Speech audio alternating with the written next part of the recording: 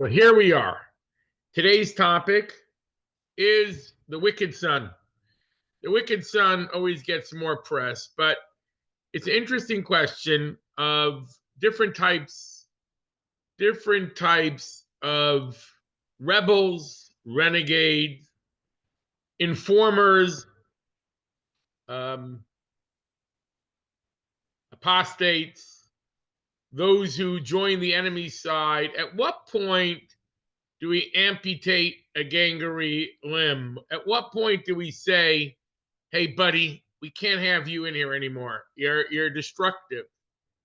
You know, when does criticism become antagonism and destructive? So what's interesting is if we go to this week's Torah portion, and feel free to interject, because what one person considers to be a critic, another may consider to be a fifth columnist. And this is why it can be challenging. But we first have to differentiate between personal and communal, and in times of war, and in times of danger, and in times of weakness. All these things will influence what a community can handle. So I want to go to the Torah portion first of the week. The Torah portion of the week. Here we are in a second. So I go to Zoom one more time, and now I share. I'm going to share this. Okay. So on the left side, this is the biblical source for the four sons. If in time to, no, this, wait, not yet, sorry. There's four sons, and there are, in this portion, there are two sons. Here it is. Hold on. I'm going to go back one.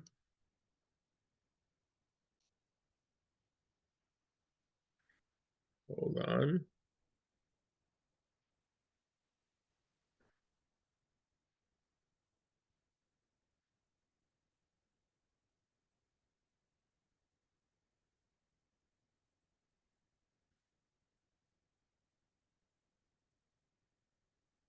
Here it is.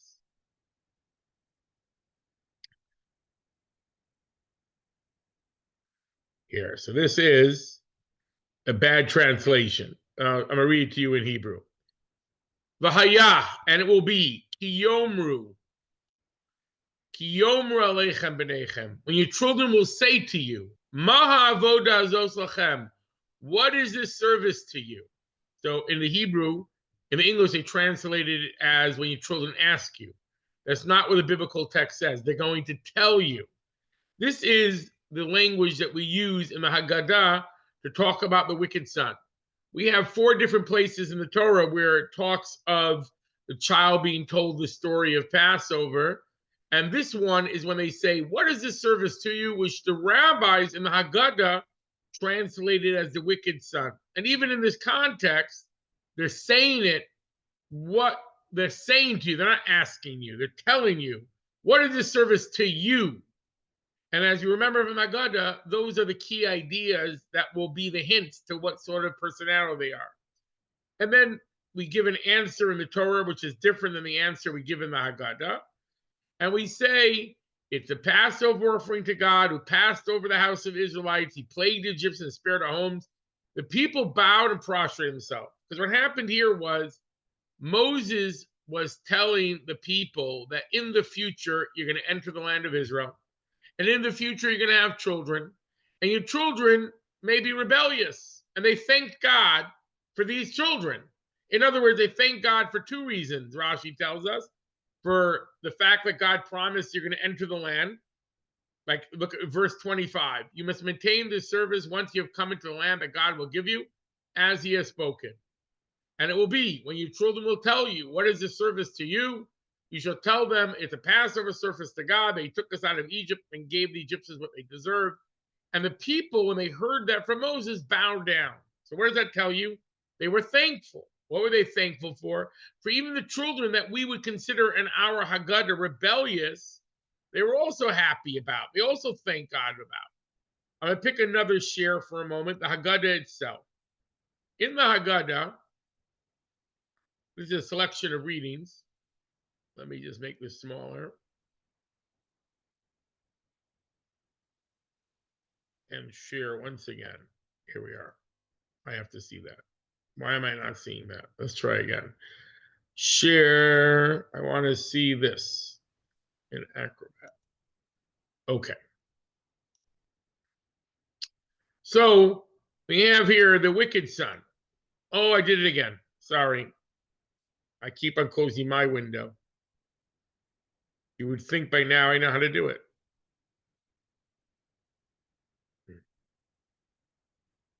Why am I not? I can't see the window I'm sharing. One more time. Share. 4 sons. Let's try.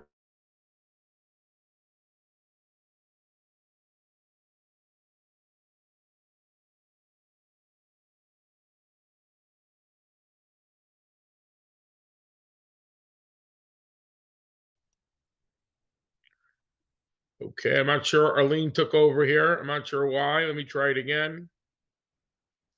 Let me try again. Share. Okay, so we have here the wicked son. What does he say? What is a service to you? That's the quote we have from the biblical text. And then the Haggadah tells us a judgment about that question. First of all, it's not a question, it's a statement, right?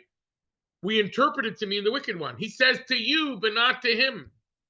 By excluding himself from the community, he has denied that which is fundamental. In Hebrew, it reads like this: Ulefisha hotzias asom and aklal, since he took himself out of the community, out of the larger population, kafar be'ikar, he has denied the fundamental point.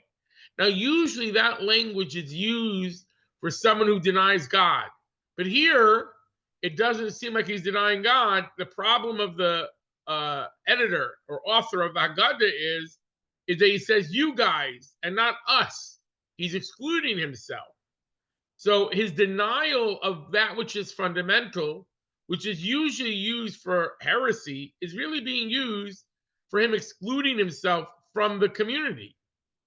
Therefore, blunt his teeth and say to him, it's because of this the Lord did for me when I left Egypt. For me, but not for him. You cut yourself out, you wouldn't have been redeemed.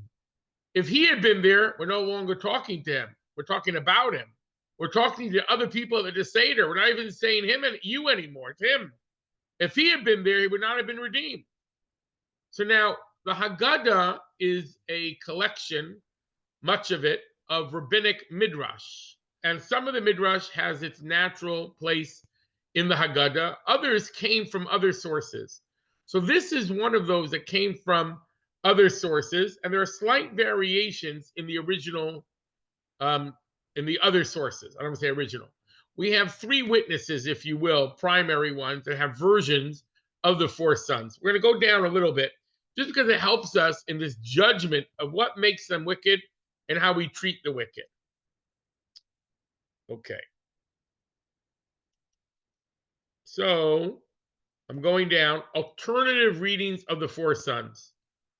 We're just going to read the wicked son, okay? We're not doing the wicked son. We're doing on the left, Jerusalem Talmud. He has a little more elaborate critique. What is this service for you? What is this trouble? I bolded that which is unique. What is this trouble that you are forcing upon us each and every year? Cleaning for Passover, doing the Passover. Since he excluded himself from the nation, you shall say to him, it's because of what the Lord did for me. He did for me and not for that person. We're not even saying for him. Now we're calling him Oso Ha'ish. Oso Ha'ish means that guy, which, by the way, is a euphemism sometimes for someone like Jesus, for someone who is seen as being totally outside the realm of the Jewish community. But maybe it's not a reference to that, but that person is much more rejection than him. And for sure, we didn't say to you, but for him. If that person had been in Egypt, it would never been worthy to be redeemed from there. It doesn't say anything about setting his teeth at edge or knocking his teeth and all that. Now we have another midrash. The other midrash says a little bit more elaborate. Again, this is not in our Haggadah. They did not pick this version. The wicked son, what does he say? What is this service for you and not for him? Since he excluded himself from the nation and spoke heresy, blunt his teeth and say to him, if because of what the Lord did for me when I left Egypt for me and not for you, had you been there, you would not have been redeemed. Okay. So I just want to talk a little bit about the wicked son in Passover, in these Passover readings, these alternate readings. So number one is, what does it mean, set his teeth on edge? It either means give him a sharp answer, or it means he's complaining.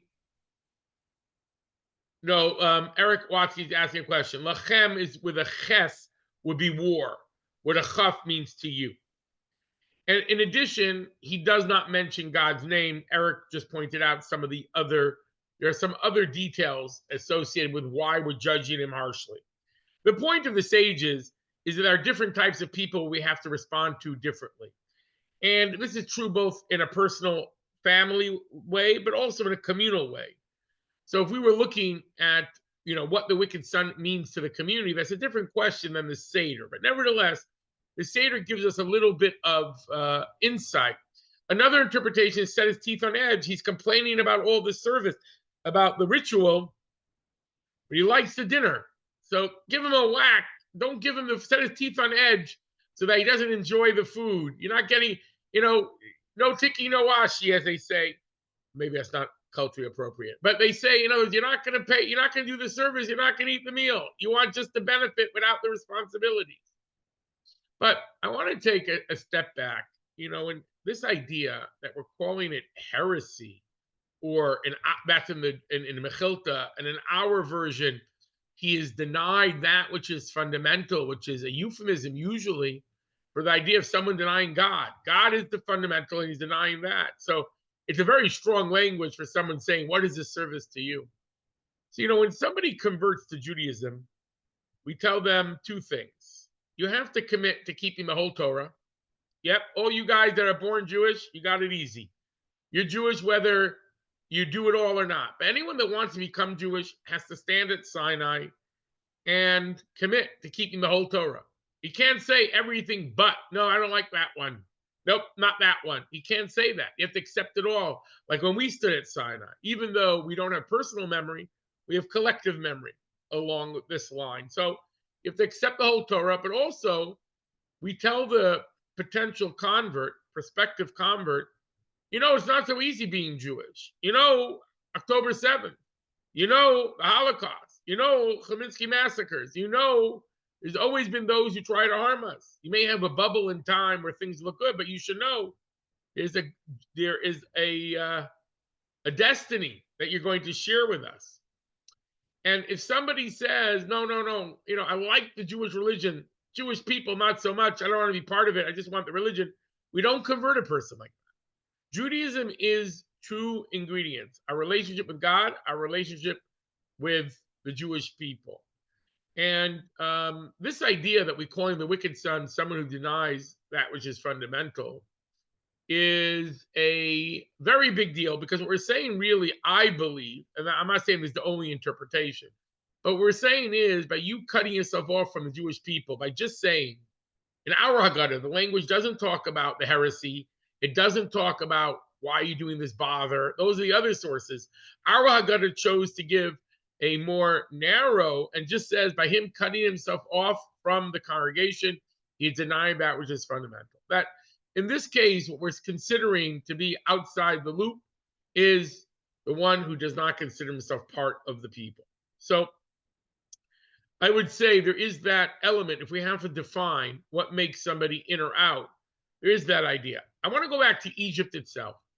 According to tradition, and feel free to interject with any questions. According to tradition, the Jews that did not want to leave passed away in Egypt. If you wanted to leave, you went out. You were an idol worshiper, you went out.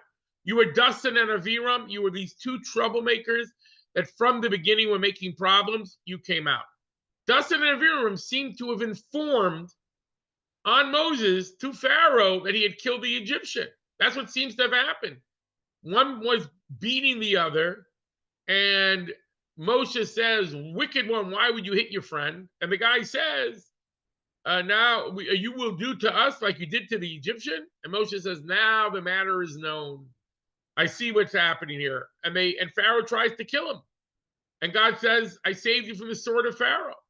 In other words, somebody informed, and according to this understanding, it was Jews. Those people also came out of Egypt.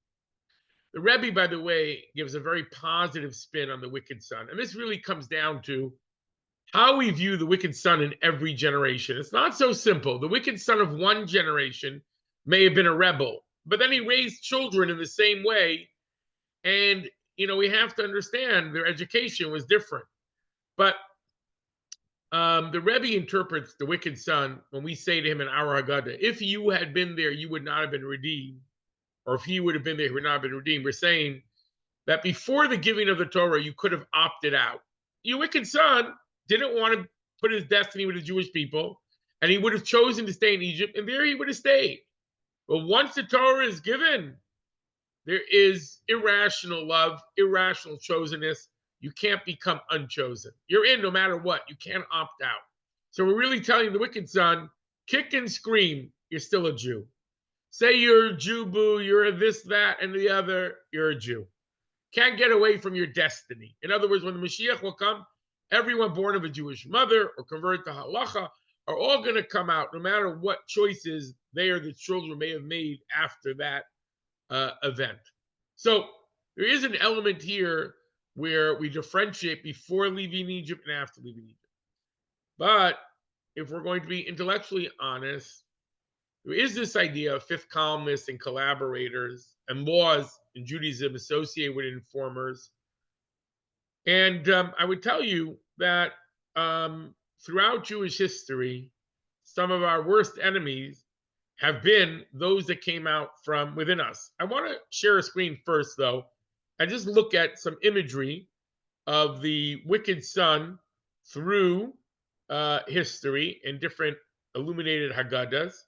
And this tells us a little bit how Jews view the idea of what it means to be this wicked son. Hold on.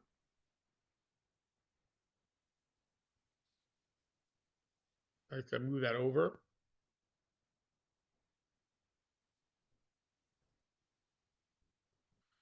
Okay, can everyone see that? So this is one of the first illuminated Haggadahs of the four sons. And if we look, the wicked son is wearing a military uniform of the time, of course. Every Haggadah will share imagery from its time. But the idea of the other is, first of all, dressed like a Gentile, and also dressed as the wicked one. We had that story I just said from Moshe. He calls the man wicked because he lifts up his hand to hit another. So you're going to see warriors or violence being the depiction of the wicked son. Although in the Haggadah, there's not even a mention of him being violent. He's just cutting himself outside. But you'll see the clothing is one of the outsider and the violent person and the Gentile. And I would just say as well, it's a very common theme in Judaism that when Yitzchak is blessing Yaakov and he's feeling his arms, he says, the voice is the voice of Jacob. Hakol kol Yaakov. The hands feel like Esau's hand. Isaac is confused, or he's not sure, or he's giving a deeper message that, in other words, for Jews, the way that they found their strength throughout their history was through their voice, prayer, and study. And the idea of weaponry was not something that Jews usually have the luxury of using, even to protect themselves. But even when they did, it was seen as borrowed or stolen from the Gentiles. We need to at times, but it's not our natural habitat. So when Shimon and Levi are blessed by Jacob or rebuked by Jacob at the end of his life, he speaks of this idea of stolen weapons in their hands. Okay.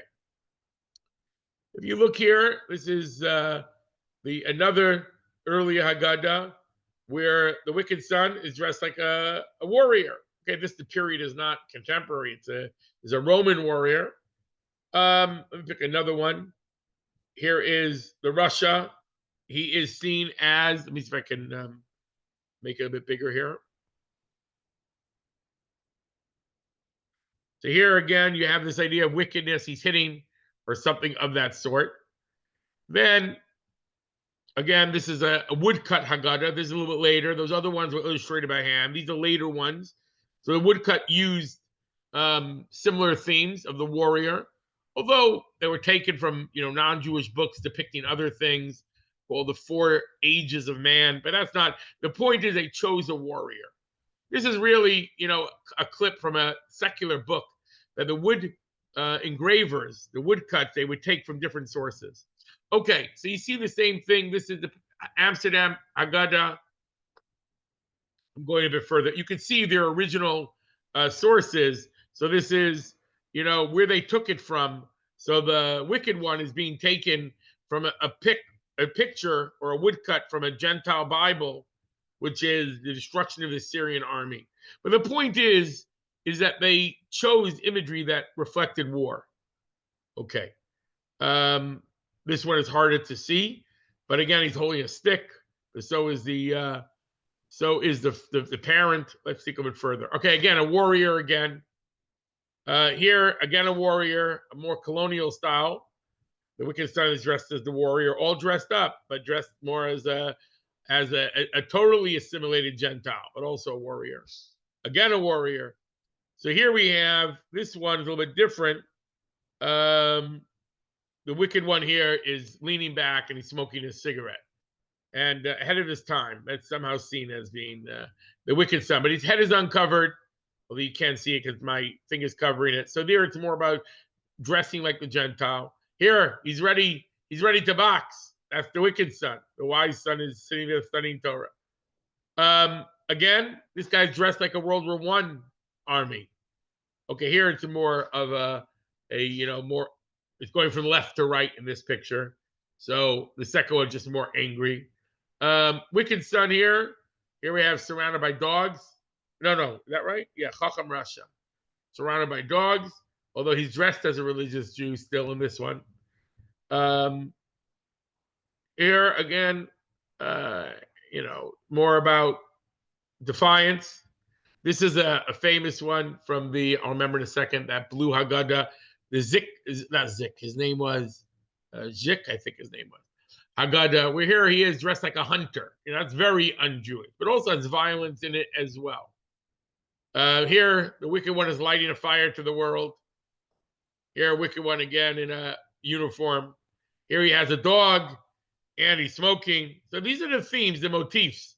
Smoking a cigar is over here not. Here he's holding an axe. The wicked one is up on top holding an axe. Here, the simple one got the cigarette. Okay, down here a dog again. It's interesting to see those type of themes. All right, I'm going to stop the share here, but you get the pictures. You get the pictures. Okay.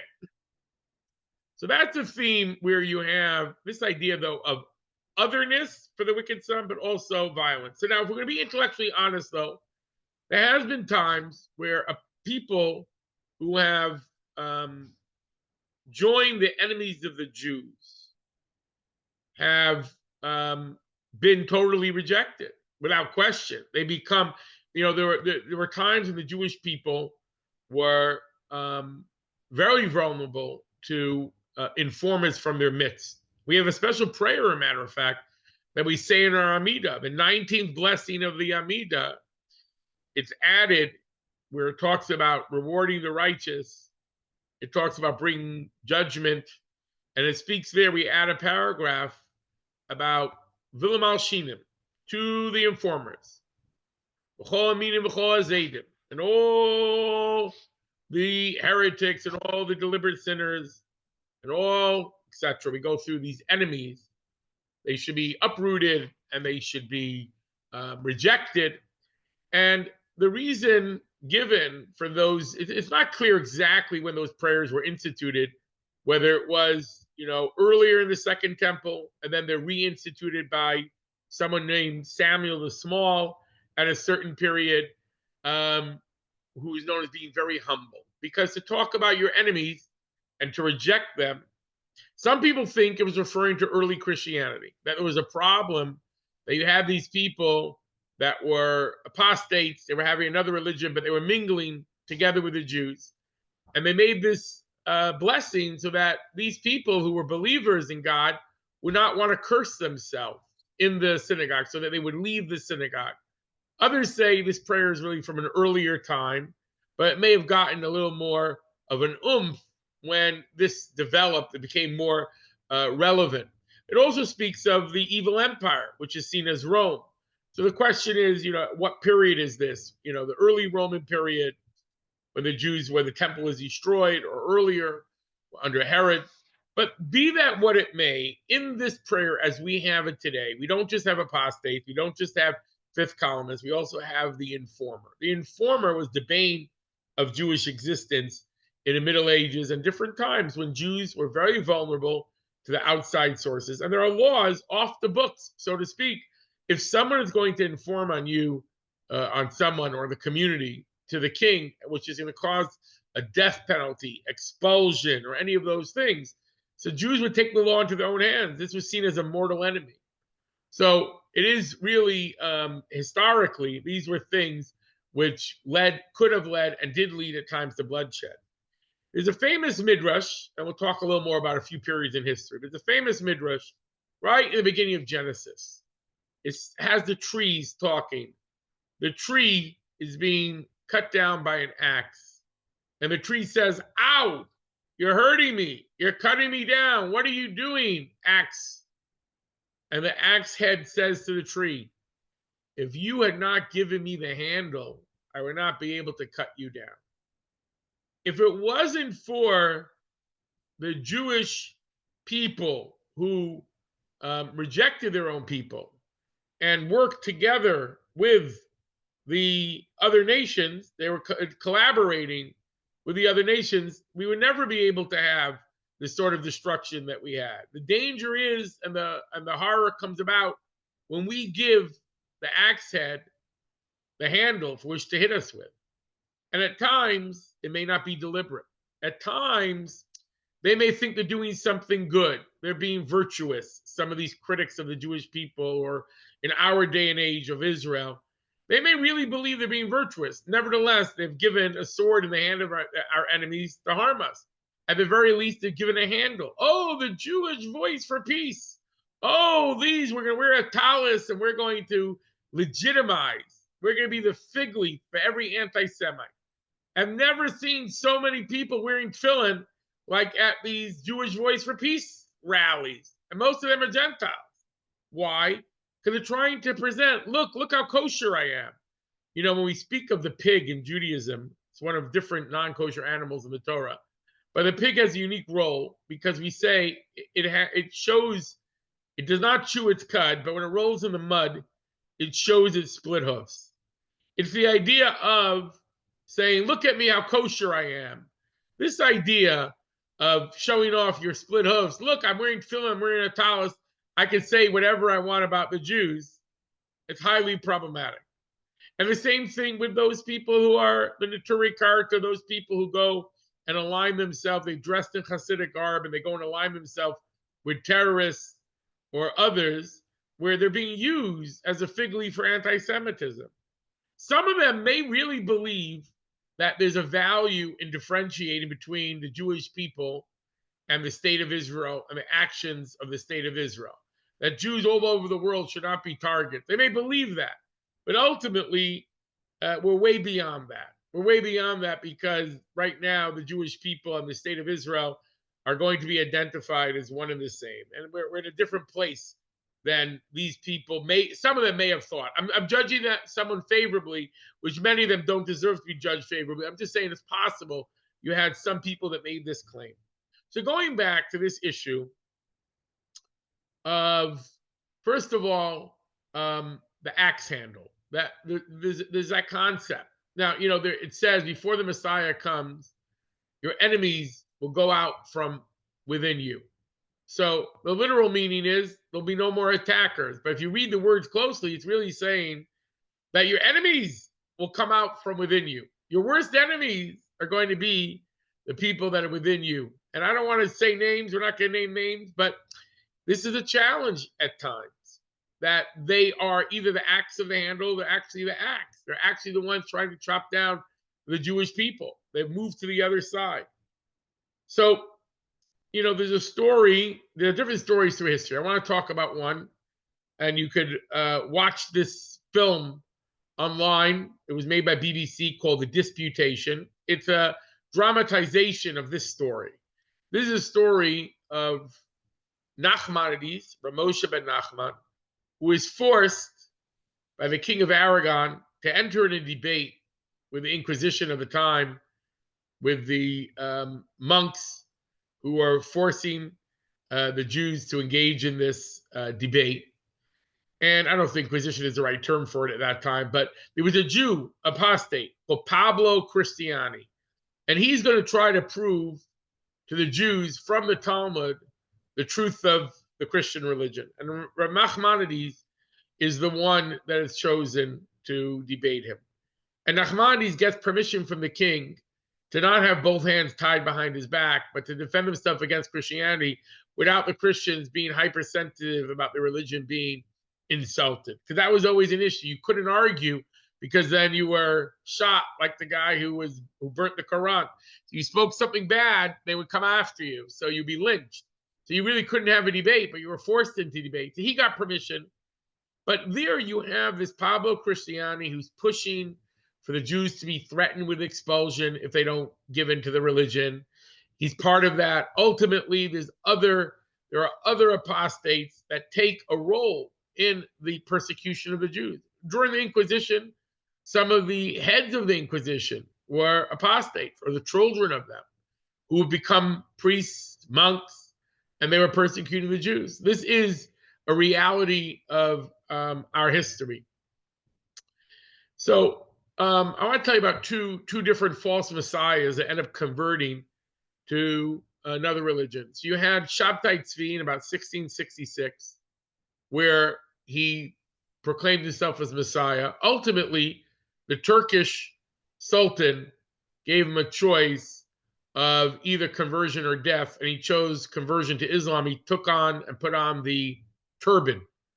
And his followers that did not return to some returned to the Jewish people, but others started a group where they were half Muslim, half Jewish. They were doing different rituals. They're called the Dunmeh. There are still descendants of them living in Turkey. But after Shabtai Tzvi, there was another fellow, Jacob Frank. Jacob Frank called himself the boorish Messiah, where he engaged in all sorts of immoral behavior, but he ultimately forced with the Christians. He became like a half Christian, like this guy became a half Muslim originally. He's mixing in all these different elements of Christianity and Judaism. And the Jews have to enter into a debate with him. And the issue of, again, the Talmud was being slated for destruction. This had happened on earlier debates in Paris. There had been in front of Notre Dame a great fire where they burnt a tremendous number, all the manuscripts of Talmud that they could find in France, and total disaster for Jewish learning and Jewish life. So now, years later, now we're talking about in the mid 1700s, you have this debate again, and you have this this person who's ultimately becomes an apostate, Jacob Frank, and they're forcing the Jews to debate, and they're helping out the Christians. And there, the Baal Shem Tov was involved, it seems, in this debate. And it is said that the Baal Shem Tov said we have to pray that they go over totally to the other side. It's time for them, for the limb to be amputated, because them staying inside the Jewish people was causing more destruction. So there is a time, and that's what ultimately happened. So there is an element where sometimes you want to separate ourselves. So the question becomes, how do you have a big tent Judaism or a big table Judaism? The general rule has to be, I want to take a step back. God forbid, person's on death row in a prison, and he wants to do confession. He wants to do vidui. He wants to repent to God to the best of his ability. He wants to have kosher. So as Jews, we don't say just because you're going to get a death penalty, even though you did something horrendous, that there's no value in what you do right now. Every act we do has value. He'll have to pay the consequence, the punishment, and all that, but we still go to visit prisoners. So Chabad will go to visit somebody in prison, even if, God forbid, they're horrific people. Doesn't mean I'm going to invite them to my house. So the issue becomes, let's talk about an apostate for a minute, not someone who wants to physically kill the Jews nowadays, but wants to convert them to another religion. So we would say, as long as, if they are missionizing, so then we would not allow them in. If they're going to be a negative influence in any way, we wouldn't allow them in. If, on the other hand, if you could talk to them one-on-one, you would do that. So this is a challenge in a school, for example, when someone becomes a negative influence. At what point do you tell the child you should leave? Non-performance is not enough of a reason to kick a kid out of school. But if they're corrupting the other children, so that's a reason, because you have an obligation to protect the other children. I'll tell you a story, though. There was a story in Israel where a rabbi came to his teacher. I'm sorry, a man came to his rabbi, said, "Rabbi, I have a child who's going off the path, and I feel he's negatively influencing my children. So I want to send him out of the house." So the rabbi said, "I have a better idea. Keep him at home and send the other kids to live with the relatives." In other words, right now, this is the kid who is at the cusp of making some very bad decisions. Show him or her the extra love, and this way they won't influence the other children. They're not going to influence you.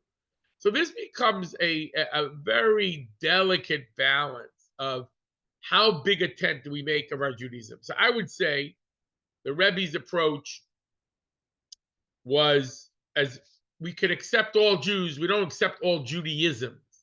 Not every ideology is legitimate, and not every ideology do we allow people to propagate or help them propagate in our tent. So that becomes an issue if you're running a Hillel or a Chabad, and you have kids there that are, let's say, anti-Israel. So it's one thing if they have these beliefs, but if they're promoting them in a way which is negative and causing division, one has to be very sensitive and very careful to that. It has to be, you could have respect and say, look, we're not talking about those things here, and you can thread that needle. You don't have to be always rejection. There are other stories told. There's a story told in the time period of the Second Temple. Time period of the Second Temple, a woman came in. This is the time of the Greeks. She had married or prostituted herself to a Greek officer, and she came in when they were desecrating the temple. And she took off her shoe, and she beat the altar, and she said, "Wolf, wolf," a euphemism for the altar. "Wolf, wolf, why do you continue to consume the sacrifices, the food of your people, and not, in other words, and not help them?" So afterwards, after the Hanukkah story, when the Jews took it back, her family were Kohanim, were priests. Although she had married out, her family, which she came from, had been priests, and there were some consequences for them in the temple. They lost the equivalent of the rights of their locker room rights and maybe a few other things. But there was a consequence, because the sages said, a child says what they hear at home. If someone grows up, there was this element here, there was a little bit of negativity that she had imbibed in her home that was expressed in this type of, when the Jews are down, you take off your shoe and you beat it, you beat them when they're down. But the Rebbe told this story 1,000 years, 1,500 years later, 300 years later. And the Rebbe said, we should look at the positive. Here she was. She had joined the enemy. She was with them, but she felt for her people. What was she beating the altar? She was beating the altar saying, "Wolf, wolf, why do you consume the sacrifices and not protect your people?" So she was really crying out for them, saying it's not fair. The Rebbe made her into a mini Moses. Like Moses last week said, why have you done bad to this people? The Rebbe reinterprets, reframes, and says, look deeper, look deeper. You can see the connection. Another story with, in other words, the innate love for the Jewish people that she had, even while being in the temple, going where she knew she wasn't supposed to go, going with her paramour, going with her Greek lover, and desecrating the temple. She still was feeling the pain of the Jewish people. There was a story where a certain rabbi came to the Rebbe, and when the Rebbe would give out dollars on Sunday, and had a whole bunch of criticisms, and was trying to stir up conflict among Jews. And the Rebbe said, instead of stirring up conflict among religious Jews, there are so many Jews in this rabbi had come from Israel. Rebbe said there are so many Jews in Israel who don't even know the religious shape of the Aleph, the meaning, the Aleph base of Judaism. Of course, they know Hebrew. They don't know the Shema. They don't know what it means to be a Jew. Why are you wasting energy causing strife among Jews? Go to the Shomer HaTzair, which was the very radical left-wing kibbutzniks. Go to them and teach them the Aleph base of Judaism. What are you doing? So by trying to cause strife among Jews, that was the Rebbe's rebuke. It was a very rare rebuke, so it stands out. It was a long conversation, and really, it was about this issue of those who sometimes, under what they think is religiosity, will create dissension and create conflict among Jews. Sometimes with a religious cloak, a critique of this or that, but really conflict is the main point instead of constructive.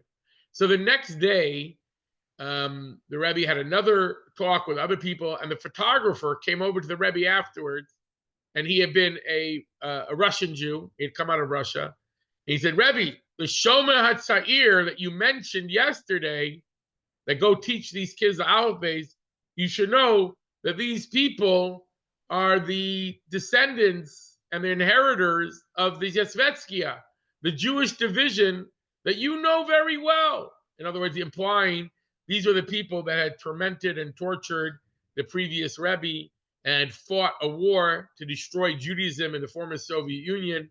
And these Jews, the Jewish division, had caused the death of so many Jews, so much suffering.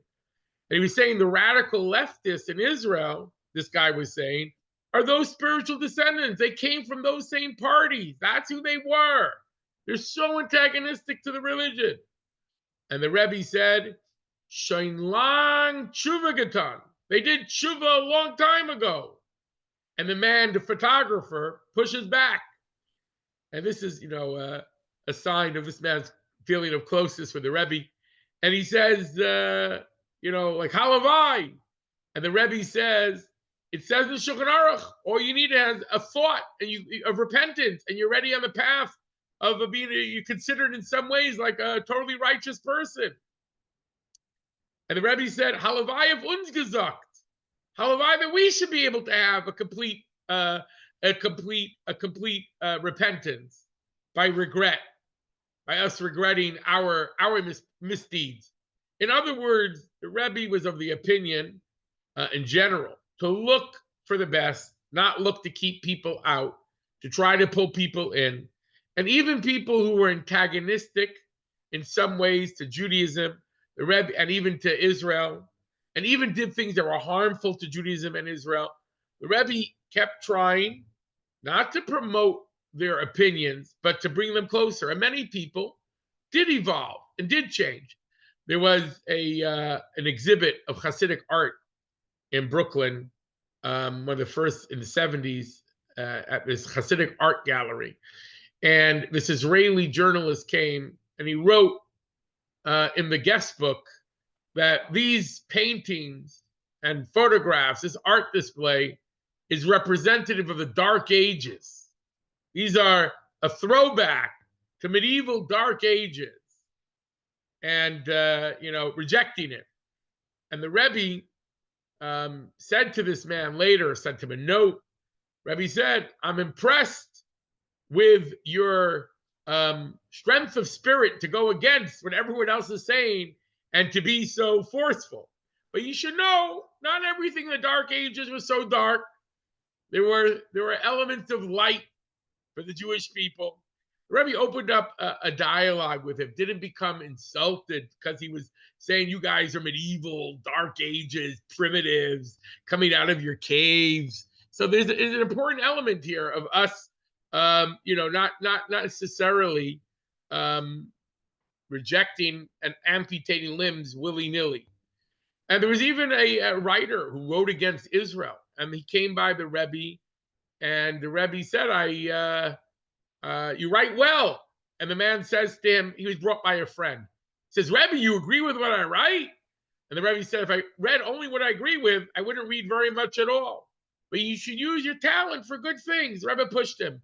And he became a little bit less anti-Israel. As a matter of fact, he became closer to Judaism. And he writes a letter from the grave. He wrote a letter to his friend who had brought him there that, when you read this letter, I'll be on the other side. And I hope the merit of what the Rebbe taught me will help me, get over it. But the point is, and this is a dangerous game, it's not simple, but how do we maintain relationships with people who are antagonistic? Again, we don't have to give them a voice, a megaphone, a platform, any of those things. We can reject out of hand these opinions. But as individuals, for sure, we can stretch out a hand to them. And in the community, if they're not being a negative influence, and it's, you can't shut off every voice that differs with you. Like the Rebbe said, if I read only that which I agreed with, I wouldn't read very much. So you have to draw a line between something which is like an apostate trying to get people to convert, or really being an enemy, not just having views you don't agree with. Someone can have views that are very wrong, but are legitimately held, and they're coming from a place of love, not rejection of the Jewish people.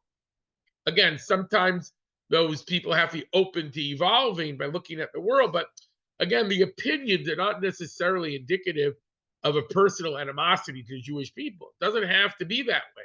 They can love the Jewish people. Someone can love the Jewish people and think that the Jews should all leave Israel. It doesn't mean it's wise or smart or at all practical or all possible, but a person can think that. I'm not saying we would agree with that, but in other words, so we have to be able to differentiate between mistakes of ideology, animosity towards the Jewish people, real animosity. Danger, we have to be careful not to embolden them and not to make it seem like every opinion is acceptable. One of the great challenges of modernity is the idea of giving everyone an equal voice. And we're saying every opinion has equal validity. It's not true. There is foolishness. There is things that are right. There are things that are wrong. And we as a community have to be willing to say that. Going back to the Seder table, so the way of viewing the wicked son throughout the generations, the rebellious son, the questioning son, it evolves in different time periods and how we view it and how we respond.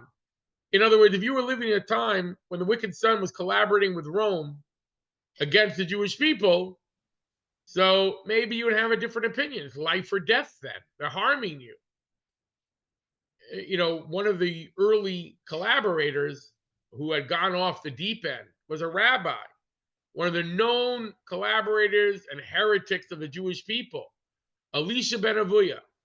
Milton Steinberg made a book about him called As a Driven Leaf. I don't necessarily advocate the book either, but the point is, Elisha ben Avuya was the same time period as Rabbi Akiva, and Rabbi Akiva ends up being tortured to death by the Romans, and Elisha ben Avuya ends up being a collaborator with the Romans. And this is a tremendous betrayal of the Jewish people. Josephus, in the time of the revolt against Rome, a little bit later, is writing the history, and he leaves the Jewish people and becomes our very own Benedict Arnold, goes over to the other side. And how we view people like that, it really depends. We don't necessarily see him as having animosity, but there he was feeling, okay, we're done, we can't win, let's try to do better. That was his interpretation of his behavior.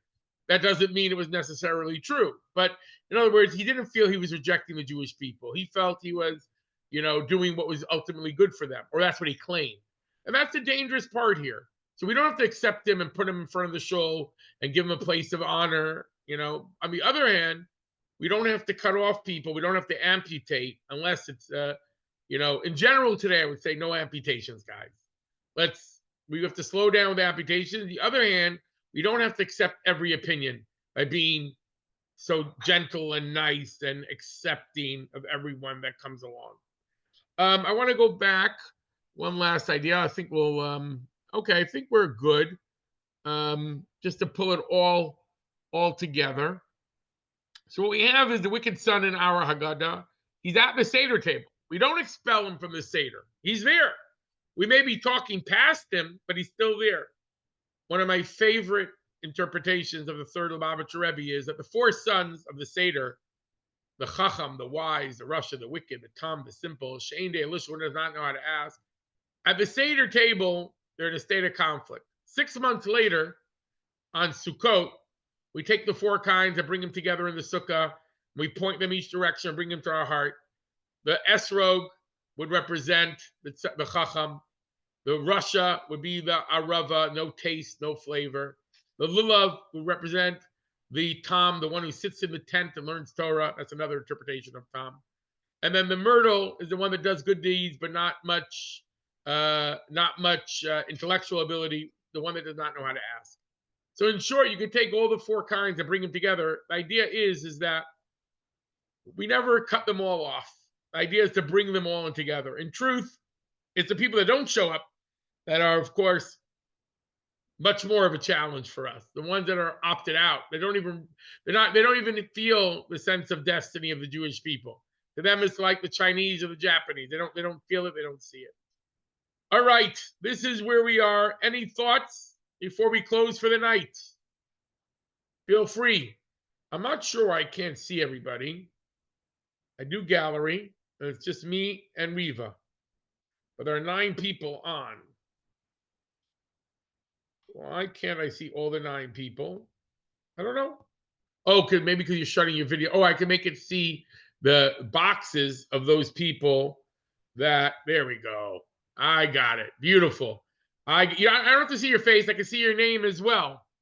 All right. I mean, I love your face. Don't get me wrong, Paul. But now I'm looking at the Connecticut AFL-CIO logo, which you're using your work computer. So it's interesting imagery there. But this idea of collaboration and working together and having a big tent for Jews, but I would say not for all Judaisms, not all ideologies.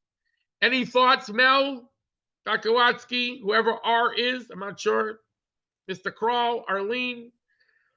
I'm going to wish everyone a good night if no one wants to throw me a curveball. Well, I mean, it is very tough because you have entities like J Street and others, who, and even most recently, we have conservative Judaism and Reform Judaism penning a letter that, that supported the hostage deal, right? And it's okay. So look, very difficult.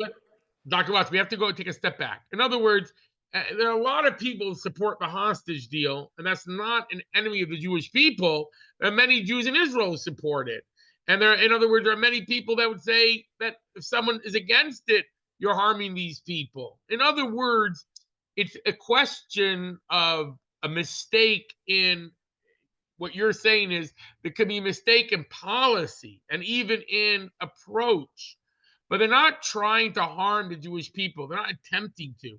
They may be choosing policies that do, just like you can have right-wing, left-wing, different types of governments. They're not necessarily all the enemy of the people. And this is, in a democracy, you're going to have different opinions, different voices, but let's ask the question. The leadership of these movements here, they're not antagonistic to the Jewish people, the Jewish people's existence in Israel. They're rather a mistake maybe in policy. Again, I'm not defending one approach over the other. I think we have to differentiate between the J Street and, let's say, the Jewish Voices for Peace. There are these very anti-Semitic ones that really want to destroy the Jewish state and don't mind Jews dying and Jews being killed. But J Street is not necessarily that. I can't speak for individuals. There are those that really sincerely believe that a two-state solution was, I don't know what they believe today, was the way forward. And many of these people were shattered by October 7th because they say, well, what are we going to do now? How are we going to fix this? We're not going to have a two-state solution. Where do we go from here? They're confused. But it's not like they were trying to destroy Israel. On the other hand, the Jewish Voice for Peace, some of those people are clearly in the bed with Hamas and with and the megaphone of Hamas and a fig leaf for Hamas and talis and tefillin for Hamas. You know what I mean? But I think we do have to differentiate. It's not easy, but not every ideology that we think is destructive makes the person an enemy. I know it's hard, but in other words, that would make a very, very small Jewish community, Dr. Watsky. True enough. Me and you alone on a mountaintop does not a community make. It's true enough. You know, we need a bigger tent than that. People are allowed to disagree, and we hope that in Israel, that the government will make and the people will make good, healthy choices that protect the Jews in Israel and around the world. But the reality has been that there have been choices, and I'm not picking. I'm saying everyone could agree from left or right or center. There have been choices made and policies chosen throughout the state of Israel that have been detrimental to the safety of Jews.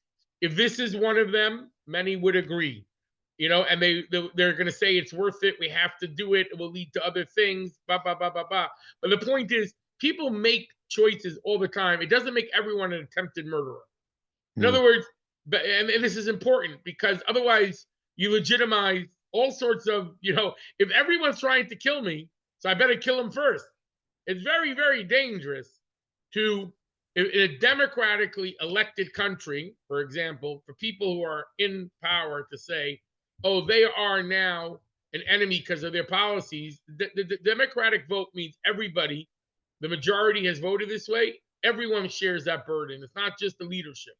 And a place like the Knesset, you could turn it over. In other words, you could have a new election if the leadership who represent the people wanted it.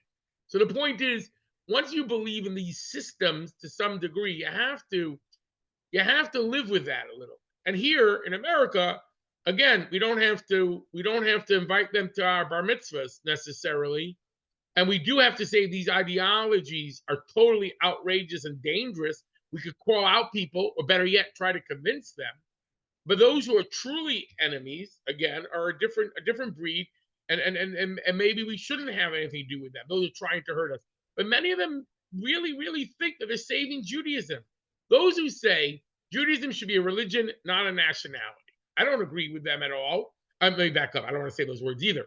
I see where you know, early reform or others have this viewpoint. It evolved, but I'm just saying today you have others that come up with that as well. They don't hate the Jews. They think that we'd do better if we had no power and we were spread out throughout the world. I don't agree with that. I'm just saying I don't see them as they're not deliberately trying to harm the Jews. They're mistaken. So the difference, because any one of us can have an opinion that others will consider harmful to the Jews. I meet people all the time that tell me the center or the right are a danger to Israel, and they're the enemies of the Jewish people. And then other people tell me the center and the left. You know, I'm just saying, and I'm not saying one is right. I'm sorry, that one is not right. One could be right. But the problem is that you can't keep, it's not beneficial, and it's not necessarily, there's nothing to be gained by cutting the people out totally. The problem of our modern Jewish world is if they're in the Jewish community, they get a voice. So if they're in the Council of Jewish Organizations, they feel a need to give them a voice. So that's a different question about giving organizations a voice. But individuals, you know, if you have somebody who, you know, supports crazy ideologies, but is not, you know, hurting us, I don't think as individuals we have to push them out. I think it's important to have that big tent. I know it's not always, sometimes it can be horrific, you know? Look, if a child abuser reaches out to me and it's happened, I say, you can't come to our synagogue. But I'm happy, you know, he's counseling and he's been released. I said, I'll come talk to you. Doesn't mean it's pleasant for me, But the point is that you can help somebody out, even in prison, even someone did terrible thing. But we don't want to embolden and enable people to harm the Jewish people. That's different. So we're going to have to take this further, Dr. Watsky. This is why I brought up this topic, and because it is sensitive. It's not a simple resolution. You know, there's a famous saying that everyone to the right of me is a fanatic, everyone to the left of me is a heretic. You know, and that's with religious beliefs, you know, with political beliefs. Look what happened in our country. If Democrats and Republicans can't view each other as voters and as Americans, we're doomed to civil war. You can't not talk to every Democrat. They're your brothers, literally. You can't not talk to every Republican. They're your brothers, literally. Literally. People, you know, so we have to deal with that. Even if we feel that the policies are foolish or destructive or even harmful, we could try to talk to them, but ultimately you have to try to convince enough people to vote a certain way.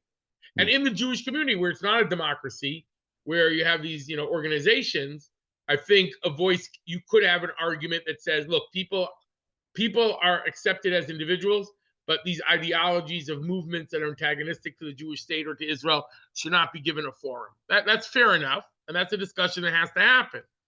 Like for me, it's a little bit easier. Chabad runs a dictatorship. So, or a benevolent monarchy. No, so the point is every Jew is welcome, really, literally. You know, I've had people, I haven't spoken to them recently, but I had kids in college that were really insanely anti-Israel. Good, and a smart kid, but they bought into all the narishkeit, all the foolishness. And, you know, when he came over, I said, look, I don't want you talking in your politics, but we'd love to see you for Sukkot.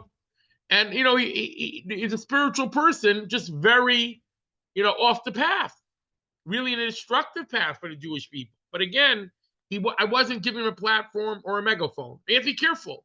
You don't want people to endanger the Jewish people. You have to ask yourself that question.